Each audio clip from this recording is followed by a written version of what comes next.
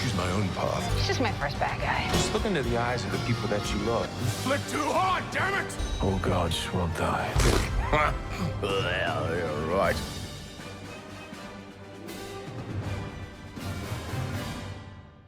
What is up, guys? My name is Travis. I hope you're all having an amazing day. What do you get when you cross legendary Cartoon Network character Viking god of rock Valhallan with the Now That's What I Call Rock Ballad CD and a plethora of godly pantheons? And, you know, maybe even just a hint of Outrun. You get Marvel Studios' first solo character quadrilogy starring Chris Hemsworth, Christian Bale, Tessa Thompson, Taika Waititi, Russell Crowe, and Natalie Portman in Thor: Love and Thunder.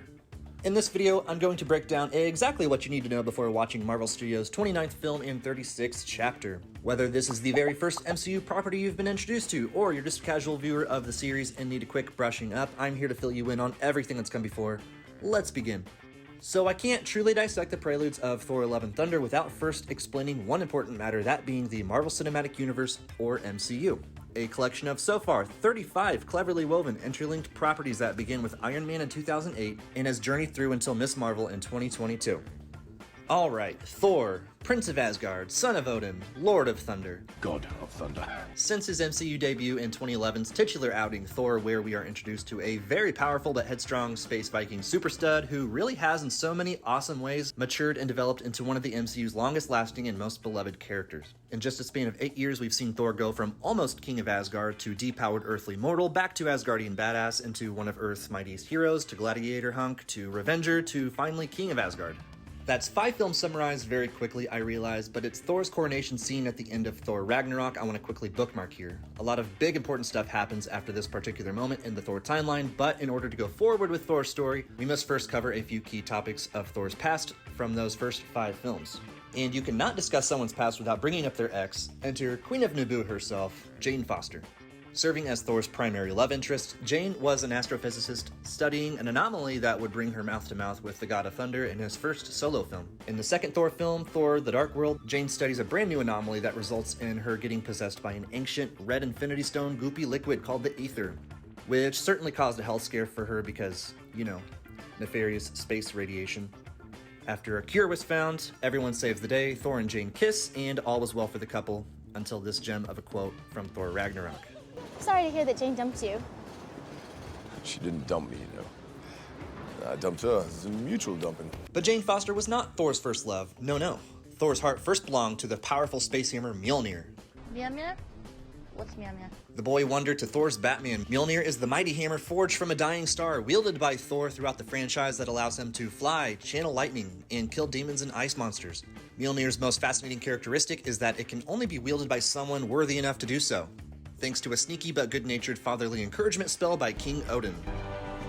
Whosoever holds this hammer, if he be worthy, shall possess the power of Thor. Interestingly enough, much to Thor's surprise, characters like Super Android Vision, Super Soldier Captain America, and a Super Coat Hanger have all been worthy enough to carry and wield Mjolnir. The last person to somewhat influence the mighty hammer was Thor's long-imprisoned, recently freed sister/goddess of death, Hela, who wasn't necessarily worthy enough to, but was just that powerful.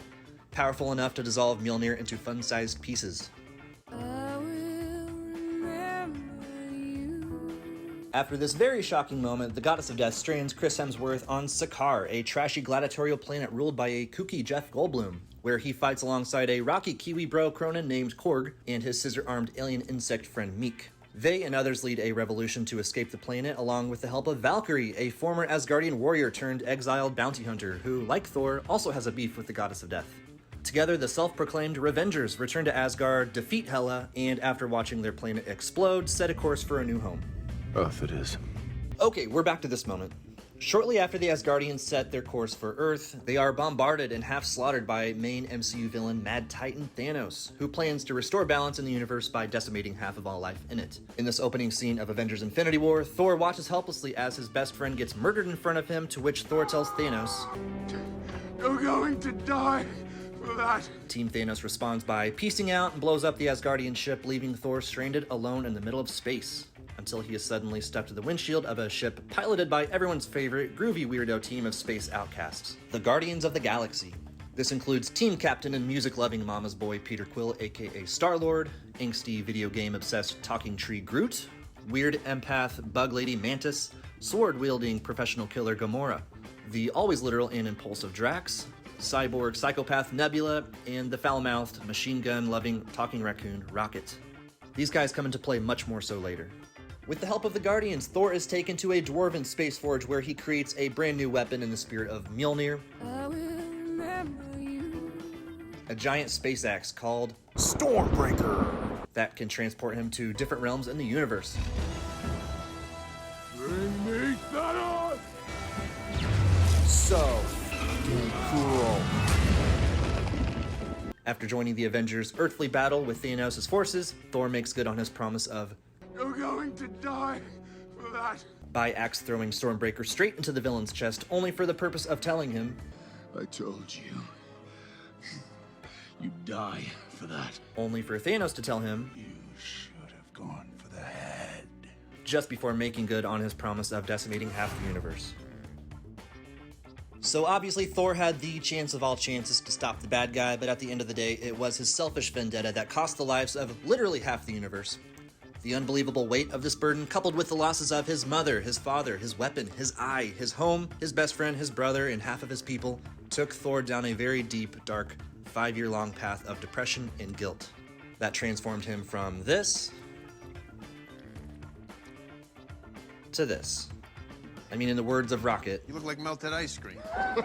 so emotionally crippled with regret and guilt, Thor resides in a fishing village in Norway, aka New Asgard, with friends Korg and Meek surviving on a diet of video games and beer.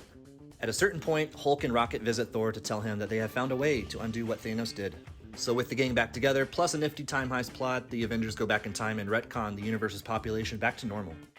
It's during this time heist that Thor gets the chance to talk with his not yet deceased mother and receive the pep talk and closure he needed. What am I looking at? Oh, sometimes it takes a second.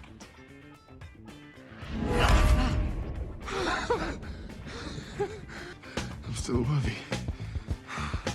After the Avengers have saved the day and the universe, everyone parts ways, including Thor, back to New Asgard, where he gives Valkyrie his blessing to be the new king of New Asgard. For reasons so that their people can have a true leader, and so that Thor can have a sequel to find out who he is rather than who he's supposed to be. Thor's last screen appearance in Avengers Endgame sees him board the Guardians' ship, awkwardly butt heads with Star-Lord for the role of Best Chris in Charge, and set a course for the stars. Just so you know, this is my ship still. I'm in charge. I know, of course you are. Of course. For the condensed yet definitive Thor Love and Thunder experience, I recommend checking out Thor Ragnarok, Avengers Infinity War, and Avengers Endgame. Ladies and gentlemen, that is the story so far. Thank you everyone so much for watching. Every view and every subscription seriously means the world. If you enjoyed anything about this video, please hit the subscribe button and stay caught up with the always expanding MCU. You'll see a new video from me shortly before any new MCU movie or series debuts. That being said, please enjoy Marvel Studios' Thor Love and Thunder. You are not like the other gods of kill. You have something worth fighting for.